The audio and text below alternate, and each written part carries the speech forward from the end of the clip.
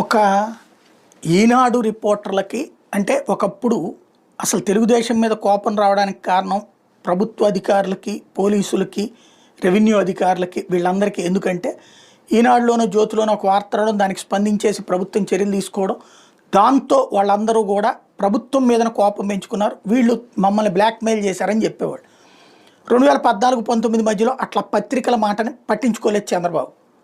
అయితే అయినా ఓటమి పాలారు. మళ్ళీ ఆ పత్రికల మాట పట్టించుకోవాలన్న రూట్లో వెళ్ళారు. అందుకే చివరికి పార్టీని, ప్రభుత్వాన్ని ఇవాళ ఈ పత్రికలు నడుపుతున్నాయి. ఆ అరడజన్ మీడియా నడుపుతోంది. సోషల్ మీడియాలో ఒక 20% పబ్లిక్ నడుపుతున్నారు. ఇది తెలుగుదేశం పార్టీ వీర కార్యకర్తలు కలిసి. అయితే ఇది ఎమ్మెల్యేలకు తెలియట్లేదా? తెలుగుదేశం పార్టీ ఎమ్మెల్యే ఈనాడు రిపోర్టర్ని, న్యూస్ టుడే కంట్రిబ్యూటర్ అంటే స్ట్రింగర్ అంటాం అనమాట. గ్రౌండ్ లెవెల్లో ఒక ఏరియాకి ప్రాతినిధ్యం వహించే